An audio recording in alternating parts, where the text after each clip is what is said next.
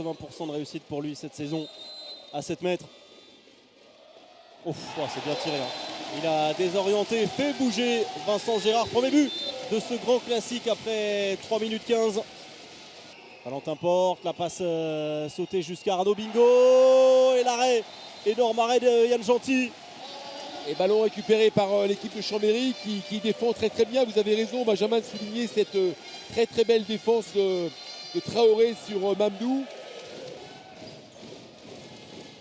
Ndeguia. Oh là là, oh le régal, le régal. Il a tout fait, l'enchaînement, le 1 contre 1. Ndeguia, la passe énorme, la passe parfaite, quasiment dos au jeu. Regardez ça pour Johan Maresco. Fantastique enchaînement.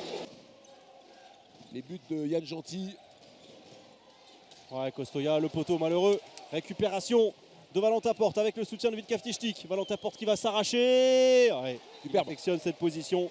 Magnifique, exemplaire le capitaine. Allez, patience pour les Chambériens pour venir faire exploser cette défense de Montpellier à 4. Ça va passer au premier poteau, un peu de réussite pour Kaido Traoré. Il était assez nettement dessus, Vincent Gérard, mais il cède. Le gardien français face à l'ailier gauche. Ça fait du bien, ça relance un petit peu Chambéry qui repasse à +2. 30 secondes. Et toujours Montpellier à 5 joueurs de champ. Ouais, avec Mickaël Guigou à la main. 20 secondes. Sortie de Mamdou. Trojanovicius qui essaie de passer en force. Il est bien retenu, mais à la limite, il obtient le 7 mètres. Et vent de protestation de tout le phare et du banc chambérien. Ouais, impeccable, remarquable Chabala de Melvin Richardson pour terminer cette première période après une dernière tentative chambérienne. Fin de ce premier acte, finalement assez peu de buts dans ce grand classique entre Chambéry et Montpellier. +1 pour Chambéry, c'est mérité, mais Montpellier a bien résisté et Montpellier a pu profiter de quelques ballons en fin de première période pour recoller à un petit but. Costoya.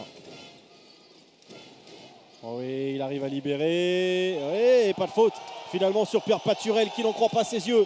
Attention à Valentin Porte qui est lancé. Oh, la récupération acrobatique de Frédéric Peterson. Match qui sent le chaos. Obligé de reculer Valentin Porte. Yann Gentil encore. Et oui, vous l'avez dit, on l'a, ce duel à distance magnifique entre Yann Gentil et Vincent Gérard. La fin de montée de balle avec Babarskas. Oh, c'est remarquable. Il a réussi cette fois ce Chabala, fabuleux. On sait que c'est un maître en la matière. Faroudi Milic, illustration avec un très bon travail de Babarskas et ce geste exceptionnel. Allez, c'est Chambéry, veut avoir un espoir. Chambéry doit se relancer, marquer sur cette offensive. Oh, c'est difficile, la bonne défense devant. Johan Maresco, il n'y a pas de gardien, ils sont punis tout de suite. Tout de suite, elle fait très mal cette perte de balle très rapide. Ouf, remarquable, quel shoot, fantastique. On a peut-être envie de dire qu'il le fait peut-être pas assez, et parfois il a la possibilité de tirer davantage du Ndeguia. Allez, on va voir, on imagine une fin de match assez stressante, assez tendue, un peu plus de 5 minutes à jouer. Melvin Richardson, oh, extraordinaire. Oh, quel shoot remarquable. Allez, Portner dans les buts. Et qu'on n'a pas vu encore jusque-là, le gardien suisse. Ouais, Nicolas Porter le voilà. Participe à cette victoire qui est en train de se décider. L'arrêt du gardien suisse. Allez, les Chambériens qui n'ont pas pu, Benjamin, qui n'ont pas su maintenir le tempo des 15-17 premières minutes. Le public debout, il a apprécié, ce public a apprécié le spectacle malgré la défaite de Chambéry. 10 secondes par en dessous, nouvel arrêt de Vincent Gérard Maresco en 2 temps, la double parade de Vincent Gérard et le but pour terminer, puni les Chambériens. Vincent Gérard, énorme en seconde période, un Montpellier en patron depuis la reprise. Montpellier n'a encaissé que 8 buts depuis le début de la seconde période. Montpellier fait tomber Chambéry pour la première fois dans un phare qui a perdu de son éclat. Montpellier s'impose en costaud ici à Chambéry. Le leader avant cette 11e journée s'incline donc pour la première fois de la saison et Montpellier retrouve des couleurs et retrouve la santé en haut de ce classement.